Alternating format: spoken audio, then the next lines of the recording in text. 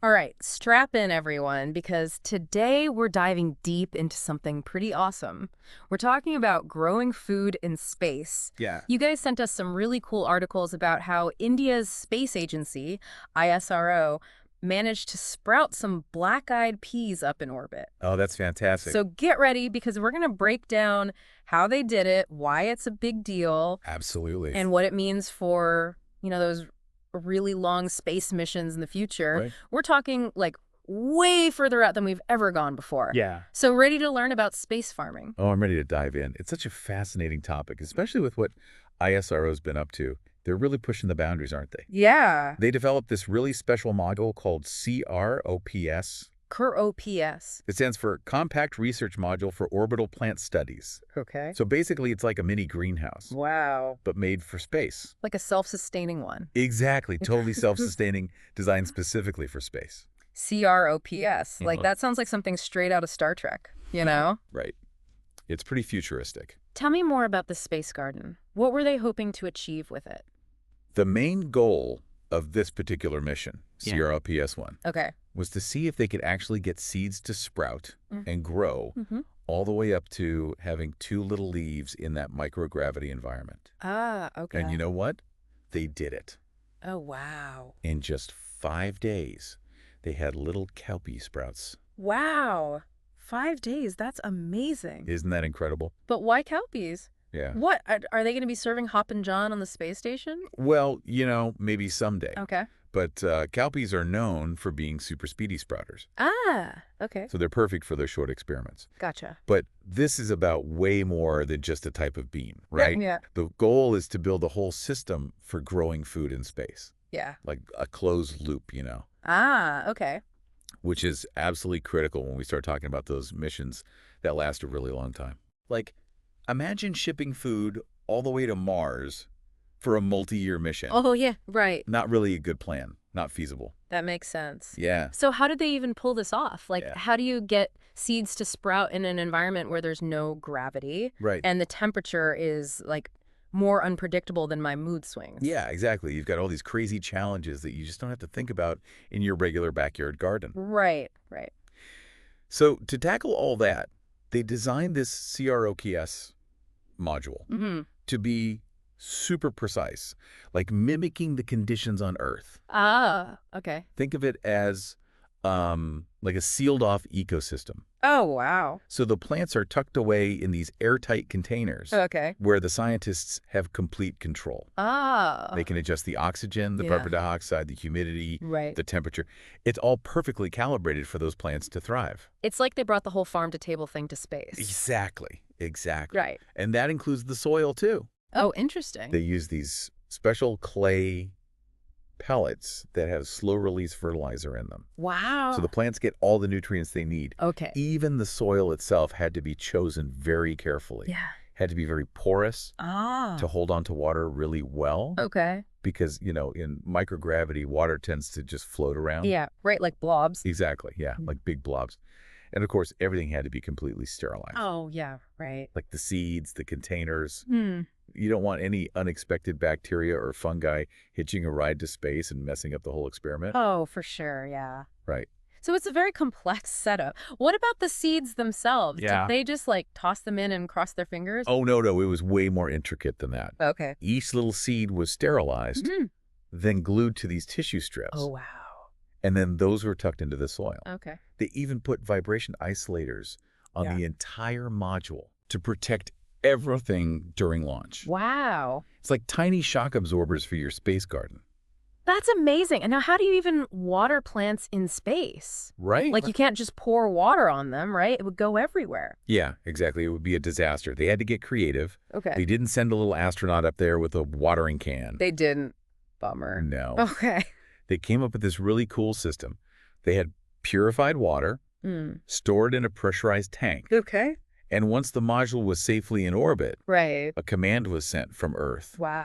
to open a valve. Okay. This valve released the water Ah. through a whole network of tubes Okay. right to the soil. Oh, wow. So it Wow. utilizes capillary action, which is Yeah, basically right. how water can move through tiny spaces. Ah, okay. So essentially defying gravity to deliver that moisture to the roots. Wow. Controlling a sprinkler system from millions of miles away. It's pretty wild, right? It's pretty incredible. Yeah. It's mind-blowing how much detail went into this. Absolutely. Like, I'm guessing they didn't just set it and forget it. No way, no way. They were watching those little seeds very closely. Okay. The CROPS module was packed with all kinds of sensors, Right. tracking everything: CO2 levels, oxygen levels, pressure, temperature, humidity, even how much moisture was in the soil. Wow. And all that data was sent back to Earth constantly, Oh, wow. giving scientists a real-time view of how those plants were doing. It's like they have them hooked up to a space CKG or something. That's a great analogy. Yeah, it's pretty amazing. So tell me about the CO2 levels. Why were those so important to track? Oh, that's a great question. Yeah. You know, CO2, that's carbon dioxide, is actually something plants give off when they breathe, essentially. Oh, no. It's called respiration. So by keeping an eye on those CO2 levels, Right. scientists can get a really good idea of how active the plants are, metabolically. Mm. And if the levels start going up, that's usually a really good sign that those seeds are germinating. Ah, okay. And those little sprouts are starting to do their thing. All right. They're alive and kicking, even up in space. Wow. Pretty cool, right? That is so cool. So they planted the seeds, turned on their high-tech space sprinklers. Yep. Drum roll, please. Did it actually work? It did. And get this, it worked even faster than they thought it would. Get out of here. Just 4 days after they started watering, they started seeing those CO2 levels go up. Oh. So germination was happening. Wow. And then on day 5, the first tiny leaves appeared. That must have been such a rush for the team back on Earth. Oh, you can imagine. They were watching this experiment 24/7. Yeah. To see those first signs of life in their little space garden, I mean, that was just incredible. Totally, yeah. Validation for all their work and ingenuity. And they actually got pictures, right? Yes. I saw them online. These space sprouts are seriously cute. Oh, they're adorable, aren't they?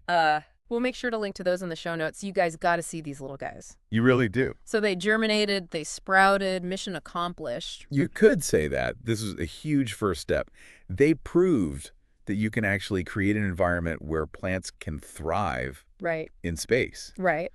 But, Yeah. this is just the beginning. Okay. What's next? What else is on the menu here? Well, the next phase, they're going to be doing these longer experiments. Okay. We're talking like 30 to 45 days. Wow. And using even more complex systems, Mm-hmm. to keep those plants growing Yeah. way past just those first little leaves. Right. So from space sprouts to space salads, that's amazing. Exactly. What are some of the challenges that they're going to have to face to make that happen? Oh, that's a great question. One of the big ones is light. Ah, okay. Figuring out how to give those plants the best light for those longer growth cycles. Yeah. Here on Earth, we've got the sun, Right. which gives them a wide range of light. Right. But in space, they got to get creative. They'll need to fine-tune those artificial light sources, Okay. like LEDs, to make sure the plants are getting the right kind of light for photosynthesis Okay. Yeah, that makes sense. and healthy development. Yeah. Another challenge is nutrients. Plants have different needs at different stages, right? Right. Yeah, like a picky teenager Exactly. who only wants kale now. Yeah, exactly. Okay. So they'll need a system to deliver the right nutrients at the right time, Okay. potentially even through the watering system, or maybe incorporating it directly into that special soil they developed. Ah, okay. So lots of research ahead. Oh, tons of research. That's really cool.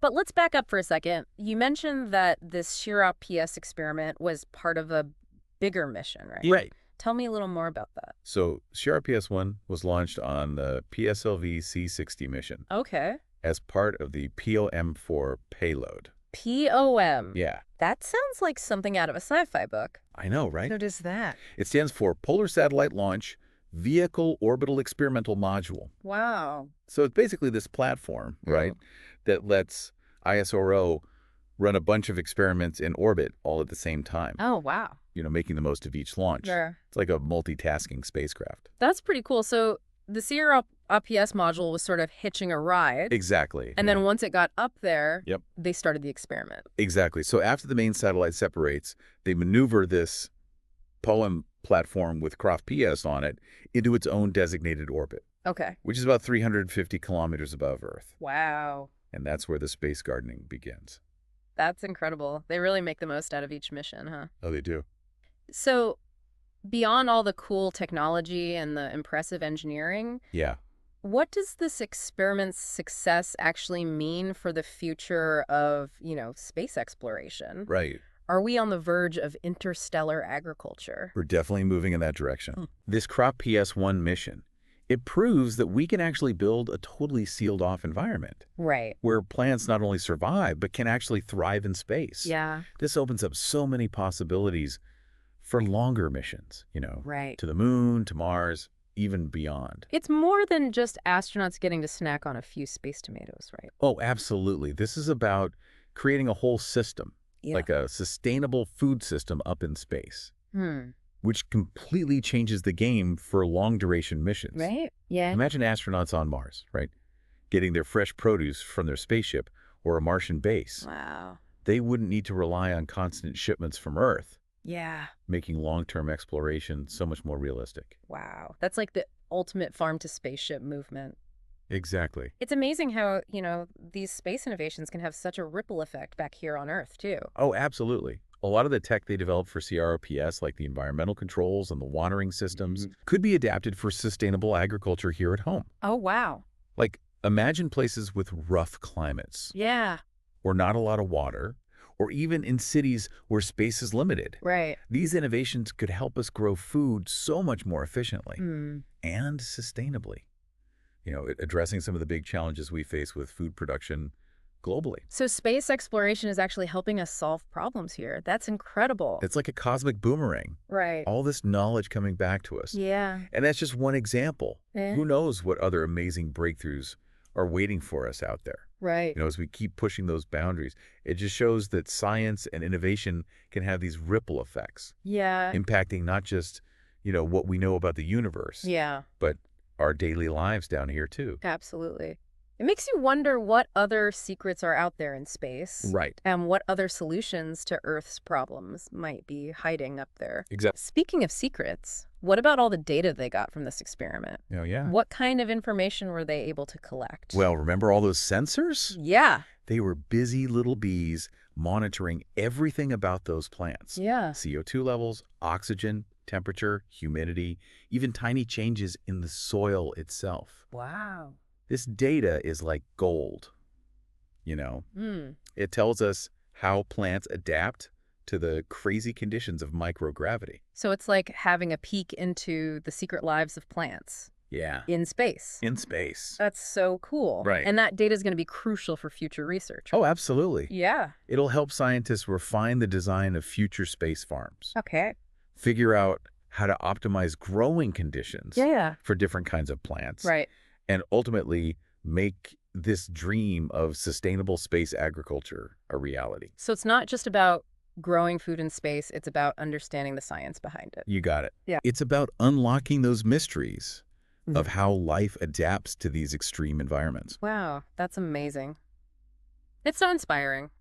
It really is amazing to picture those little seedlings, Yeah. bravely pushing their way up Yeah, through the soil in a completely alien environment. it is. What happened to them after the experiment was over? Did Hey, they get like a hero's welcome back on Earth? Well, unfortunately, the CROPS module wasn't designed to come back. Oh, okay. It's like a lot of the hardware they use in space, the POEM platform, including CROPS and everything on it, Yeah. will eventually come back down to Earth Okay. and burn up in the atmosphere. Ah, so a fiery retirement for our space pioneers. Yeah. A little bittersweet. Yeah, a little bit of, But I guess it was all in the name of science, right? absolutely. And think about it. The data those cowpea sprouts provided is so valuable. Right. It's paving the way for future space farms Yeah. and more sustainable long-duration missions. It's a good reminder that even those small steps can lead to giant leaps for humankind. For sure. So, to sum up everything we've learned today, India's space program is doing some seriously impressive stuff. For sure. Growing plants in space is not only possible, Right. but it's getting more sophisticated all the time. Yeah. And this has huge implications, not just for space travel, Yeah. but for agriculture back here on Earth, too. And it's not just about those practical applications either, is it? Right. This experiment, it really speaks to something, I think, a lot deeper. Mm. Our desire to explore, to see what's possible, Yeah. to extend life beyond our own planet.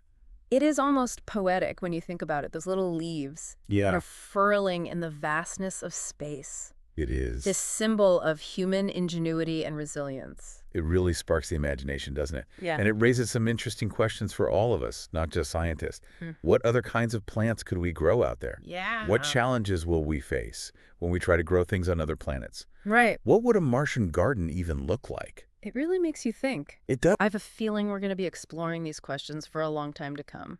I think so. But for now, the next time you're enjoying some black-eyed peas, maybe take a second to think about those brave little space beans Right. that helped us get a little closer to that future of cosmic cuisine. It's a really exciting time for space exploration. Yeah, it is. And like we've seen today, those discoveries made out there can really impact our lives down here, too. Well, thanks for joining us for this deep dive into the world of space beans. My pleasure. And until next time, keep looking up.